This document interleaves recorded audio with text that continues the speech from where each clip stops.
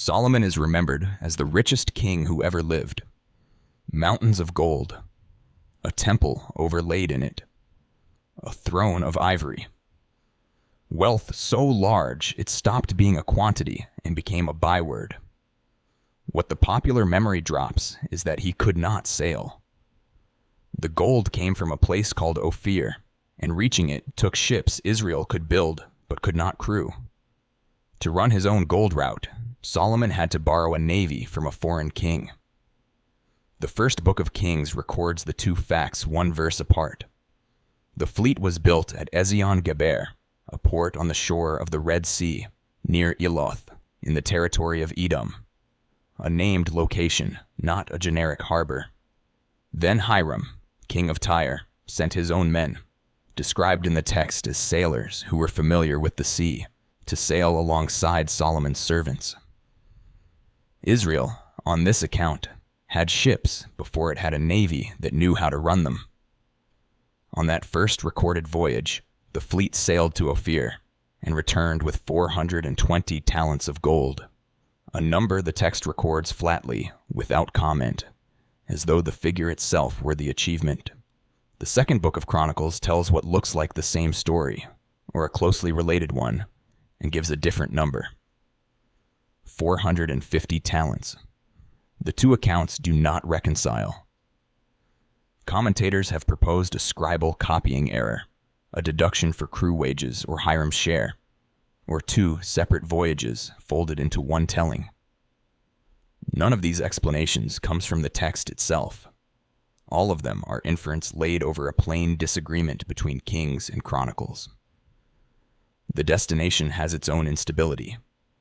Kings has the fleet sailing to Ophir. Chronicles, describing what appears to be the same recurring voyage, says the ships were going to Tarshish. One long-standing reading, reflected in standard Hebrew lexicons, holds that ships of Tarshish had come to mean a class of large, ocean-going vessel, the kind of ship built to reach Tarshish, rather than a literal destination, in the way later English used East Indiaman for a ship type rather than a place. If that reading holds, Kings and Chronicles may not be contradicting each other on geography, so much as using two different kinds of label for the same fleet. The text does not settle which.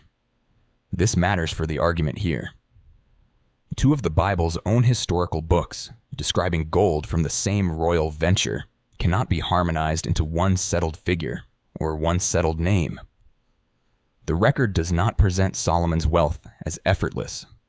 It presents it as an operation with enough moving parts that even the people writing it down inside the tradition could not fully agree on the details. What is not in dispute in either account is the rhythm. Subsequent voyages settled into a fixed interval.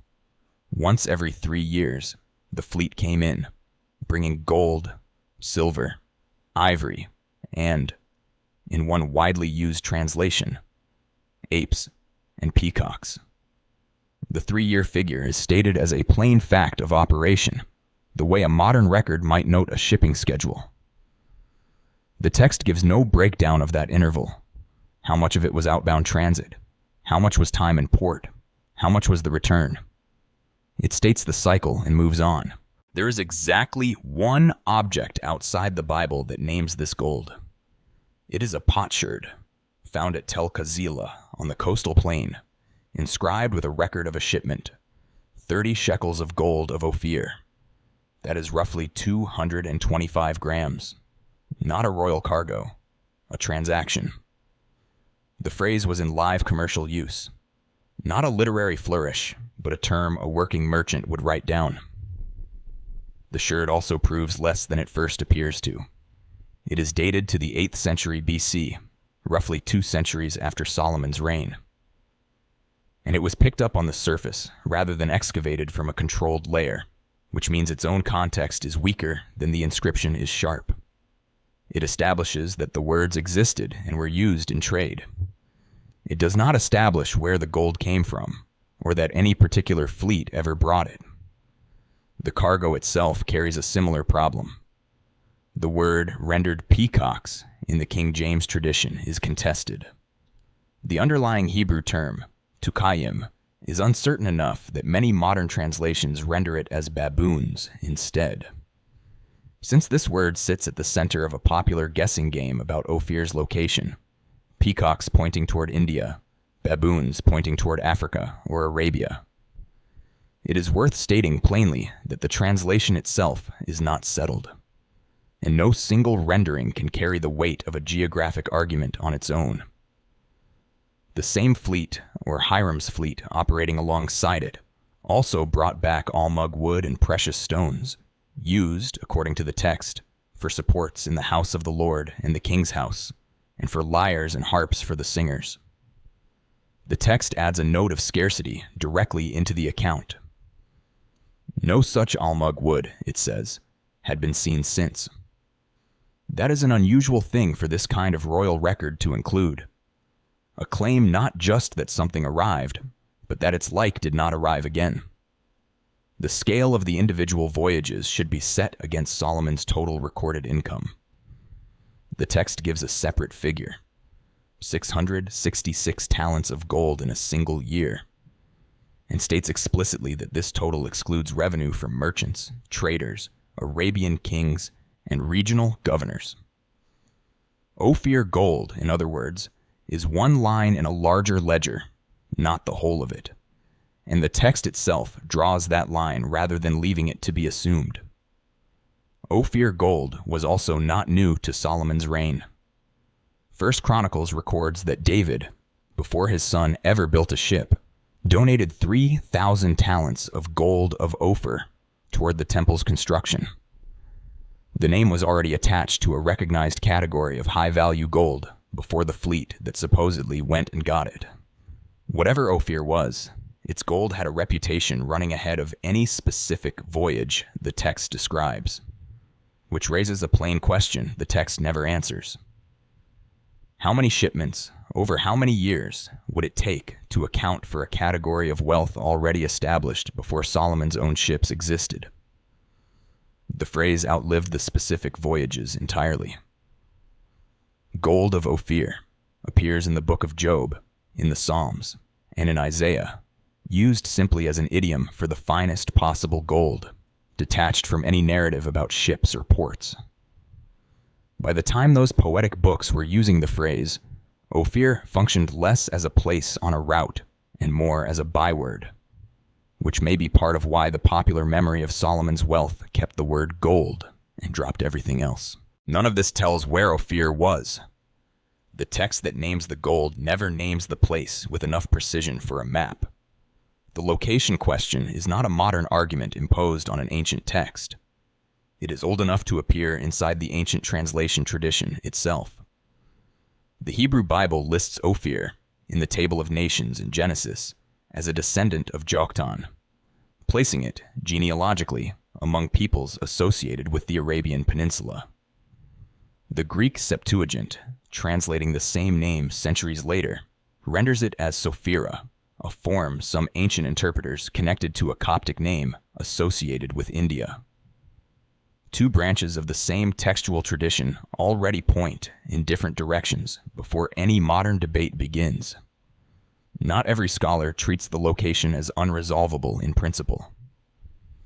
Egyptologist Kenneth Kitchen has argued that Ophir was certainly a real, gold-bearing land, and that the biblical gold figures are plausible when set against comparable Near Eastern royal gold accounts of the same broad era. That divide continued into modern scholarship.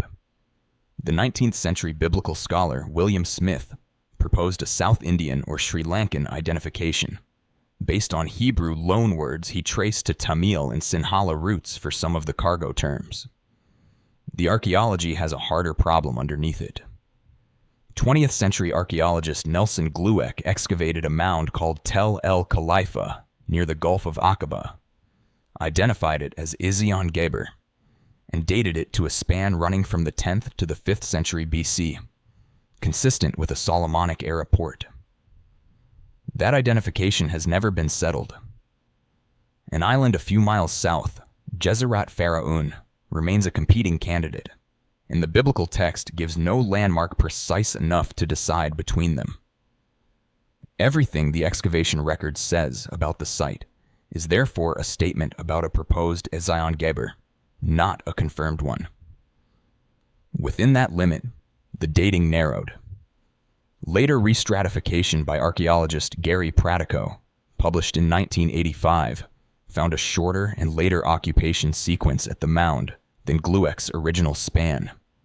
And archaeologist Israel Finkelstein's broader low chronology argument holds that monumental building activity often attributed to Solomon's reign should be dated later, to kings who came after him. That dispute over when Iron Age construction in the region actually happened remains unresolved among archaeologists working the period. It is not a settled question with one side simply correct. So the physical record does not break the tie. The one inscribed object that names Ophir gold, the Tel Qasile Sherd, postdates Solomon by roughly 2 centuries and names no location at all. The one excavated site associated with the port is a site whose identification is itself proposed, and whose dating is argued over. Outside the academic literature, a more recent claim that Ophir was located in the Philippines has circulated widely online, built on artifact comparisons and proposed word origins. It lacks support in the mainstream archaeological and philological literature and rests on identifications that have not been corroborated against the ancient textual or material record. It is named here as one of the proposals currently in circulation, not as a finding this episode adopts. The clearest evidence that the Ophir route was not simple infrastructure to maintain comes from what happened to it after Solomon. A generation later, Jehoshaphat, king of Judah, built ships at the same port, Ezion-geber, intending to reach Ophir for gold. The Book of Kings records that those ships were broken at Ezion-geber, wrecked before they ever sailed.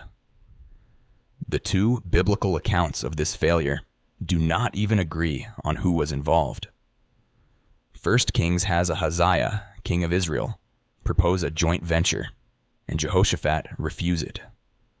2 Chronicles has Jehoshaphat accept the partnership and attributes the wreck to a prophet's rebuke of that specific alliance. These are not 2 versions of the same detail. They are 2 incompatible accounts of whether the partnership happened at all, and the text offers no way to adjudicate between them. What both accounts agree on is the outcome. The ships never left harbor, and the route that had once produced 420 or 450 talents of gold in a single voyage was never reopened. The text does not explain why the arrangement could not be repeated. It records only the wreck and the silence afterward. No second attempt, no alternate port, no substitute partner named in Hiram's place. Solomon's fleet had depended on Phoenician sailors. His own kingdom did not train. On a political alliance with Tyre, and on a port whose location archaeologists are still arguing over. The text does not weigh which of these mattered most.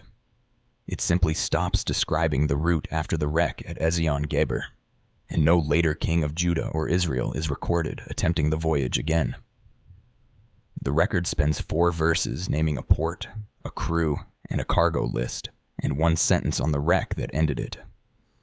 What survives in popular memory is neither the port nor the wreck. Only the gold, detached from the arrangement that produced it, and from the failure that closed it down.